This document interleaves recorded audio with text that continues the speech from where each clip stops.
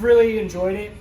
It's super user-friendly. It's very forgiving, really easy to work with. So we've really enjoyed using it in our shop. It has less of a sheen than some of the polyurethane coats, and there's no top coat spray required on it. So it's kind of a one and done sort of product. We also sell it with a hardener. Doesn't require a hardener, but I've done a couple pieces without the hardener, and it can take like 2 or 3 weeks to fully cure. So You're starting early. spilling things on there? Oh man, it's ruined. So the hardener goes in at a 1 to 10 ratio. It's also very forgiving. We rarely measure in our shop. So What are you talking about? we always measure exactly a 1 to 10 ratio. Usually the way we've started figuring out was just like a cup like this and then a plastic spoon, you know. And then now we kind of all know, okay, we fill the cup up X far and put the hardener in. But it's basically like if you were to take, probably going to take like 10 tablespoons and then 1 tablespoon of the hardener, so about 11 total. That would probably do almost all of this tabletop. It's going to be, that'll probably be pretty close. So I did the bottom side yesterday. It took about that much. I also only sanded the bottom side to 150. We've also found that if you sand with a finer grit, it significantly reduces the amount of product that you need to use. So we're going to see how much this top side takes. And I will measure it out just for science. My guess is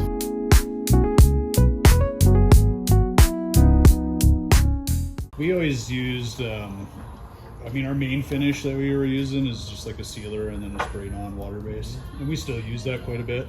I'd say it's probably about half of the time now though.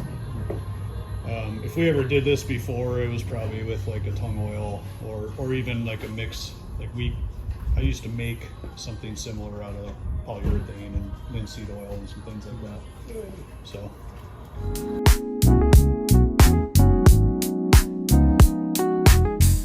So once I've got it mixed up, I'm just gonna sort of liberally apply it to the tabletop. And I'm just gonna do half for right now, because I want you guys to get involved a little bit. So I just kind of dump some on, and then I'm gonna use just a Bondo scraper to spread that down on the table. And I try to stay about 1 inch away from the edge just for mess and cleanup and any drips that are coming off the edge. It's very cathartic. You just kind of work it back and forth.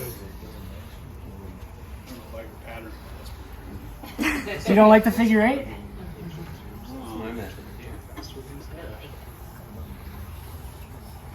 One thing, I mean, I don't know if any of you guys can see it in the light. Like, what's really cool about this is like, you know, he can stop, go have lunch, come back and do the next half of this table, and it won't leave like a line.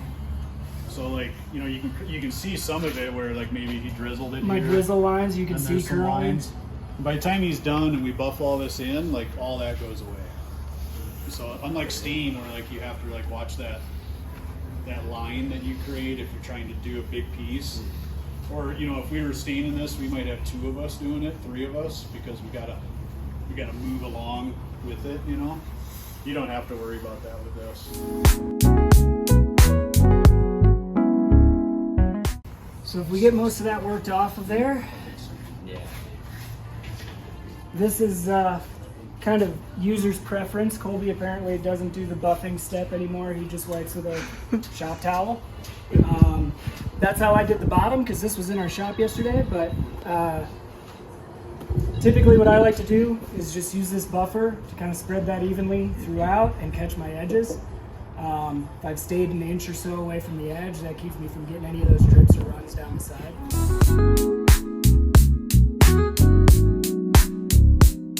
The edges are dry.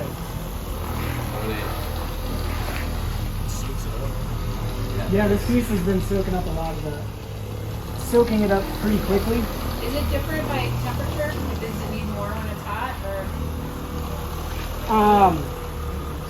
Does it take more product when it's hot? I don't think so. But really, I think it has a lot more to do with how fine you sand it.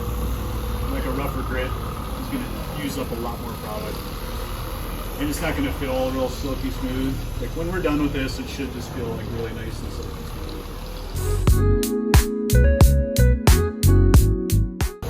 This buffer pad, we also don't really clean in between or anything, so this one's probably about on its way out. You can see it's got a bunch of hard wax stuck on there. A fresher pad might work a little better, but really we're just trying to get it spread out and get a little bit of that excess off. The big reason we use a card scraper or a Bondo scraper is to smooth the product.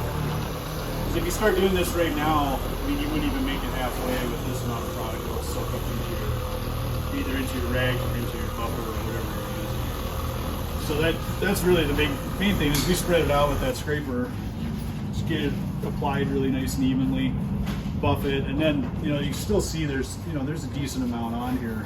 So that's where Adam will come in now and just kind of get after it and buff it down. So once I've got it buffed, then we just want to remove any of the excess. Any lint-free cloth, we use shop towels, just because they're readily available for us. And this is where, if any of you want to grab a paper towel, because it's really, I think it's really helpful if you're going to work with this product to feel what the resistance feels like when there's still some excess that you still need to wipe off.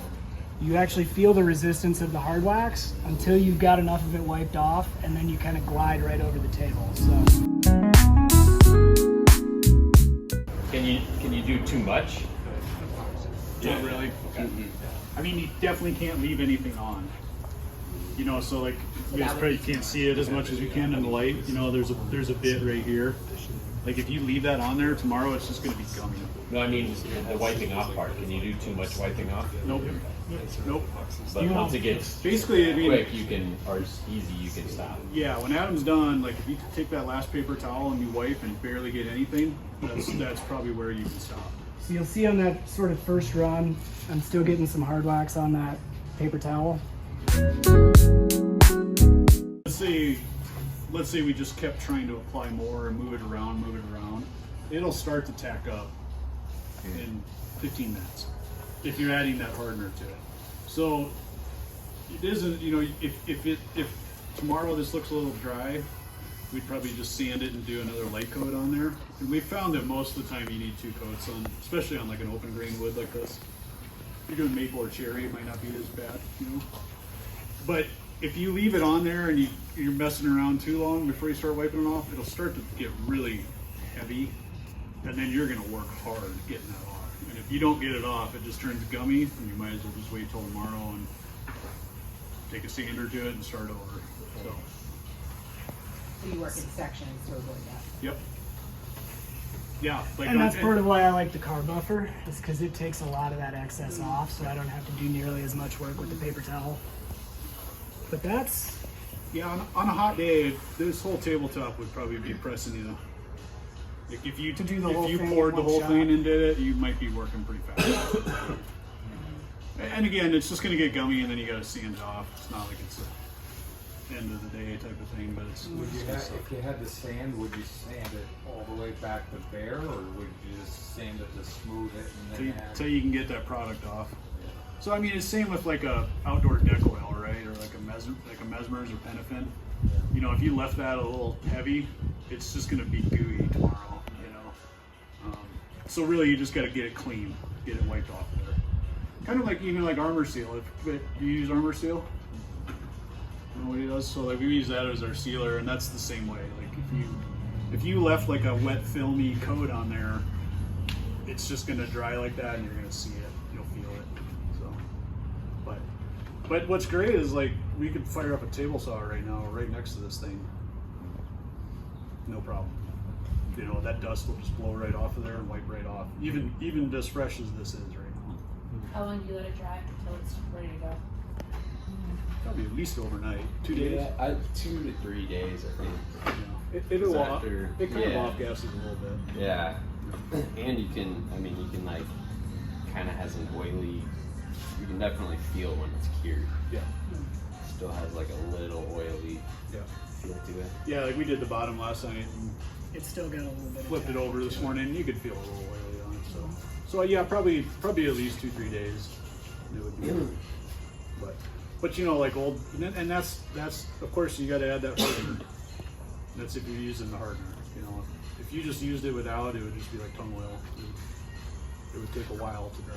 Yeah. But you can do that too. So. What is this one? These are American Elm.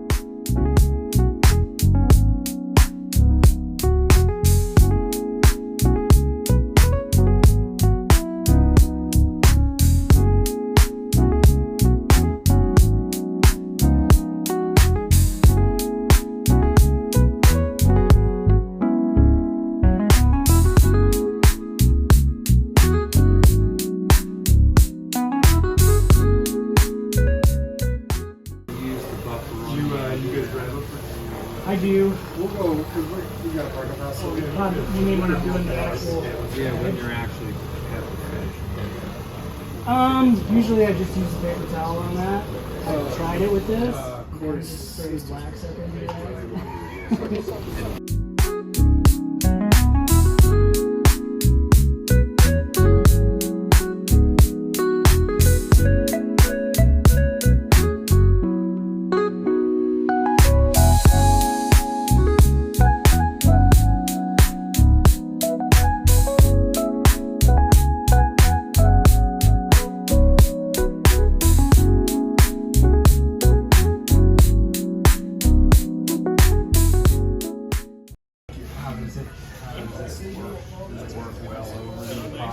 It does. It usually comes out looking pretty similar to our polyurethane base.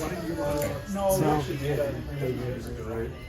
depends how good the epoxy It doesn't puddle or anything more heavily on stuff like that. I found too that like a lot of times, because you can see sand marks in epoxy a lot more than wood grain. Right. So I'll like buff it with like a 500 or higher on the epoxy parts. Before the. And if you do like armor seal or something, you'll see that it's, you know, it doesn't take it as much. I feel with the hard wax, you don't see that. So it's really nice. They've used it, but